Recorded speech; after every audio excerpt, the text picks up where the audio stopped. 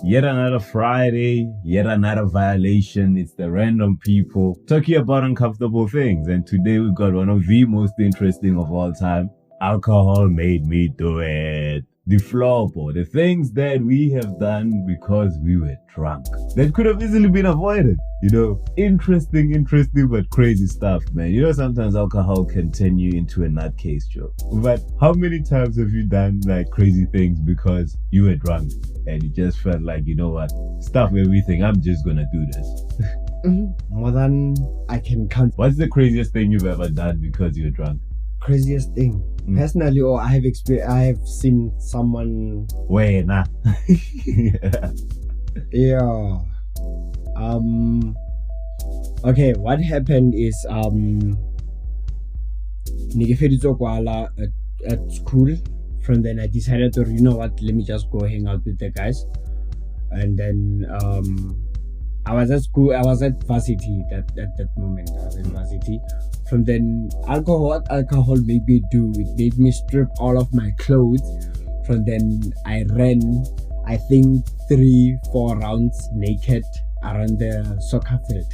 And I was totally embarrassed because some chicks, they stole our clothes. Smart people making poor decisions. Why did they just decide to up and like steal your clothes? And why did you guys alcohol? Yeah, alcohol made me do it. I find it like decided flop on my home. I have a lot of crazy things. What happened with you? I used to live in this other residence that I shall not name while I was still in varsity. I got so sloshed, and then I needed to take a pee of that. So I used to live on the 9th floor at the time. So because I was so pressed, for one reason or another, I looked outside my window on the 9th floor, and I thought it would be a good idea to take a piss from the 9th floor downwards, outside of the window. Okay. Yeah, that's one of the craziest I've ever done that I can recall. Or when the time I fractured my jaw because I was running on a steep and I was running downwards on a steep. Fractured, like? Yeah, and then I fell. Sure. How was it? How was the feeling? But were you still drunk? But I heard like when you are drunk, you can't feel most of the pain. Nah, forget that. Like you feel the pain. It's just that it's not the same as you would feel it when you're sober. Because with me and that, I literally felt the pain, like, till today I'm convinced that fall damaged my brain some way or somehow. Because after I fell, I don't remember the trip from me getting up and actually going home. I remember just being at home after falling. And I told the guys, man, that like, when guys asked me what happened, I told them when I fell, I literally felt my brain move to one side. Yeah. So I think I was maybe exaggerating, but that's just to show her you do feel pain. It's just that you don't feel it the way you would feel it when you sober. I think if I was sober, dog, I would have been in different kinds of pain. You know? True. Dog, I've done some embarrassing stuff because I was so strong. And to come to think of it, alcohol doesn't bring any good out of everything that you do for it. Hey, look, because I remember sleeping behind the danger box, refusing not to remember go home because I was so sloshed. I couldn't even remember my last name. I forgot about that. And you know what was the best part about alcohol at the time? I was convinced myself, okay, I'm gonna chill here, and after 5 minutes or 10 minutes, I should be good and able to stand up. Guess what happened?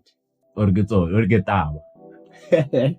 Utula blogo bara danger box. Yo, you beat it. It was a good idea at that moment. I slept for about 4 hours tops. After waking up there, I felt shitty. Like inside my stomach, there's boiling water. And the rest is history. Alcohol, it's good times and it's bad times. It's not that it has its good times and its bad times. Drinking responsibly.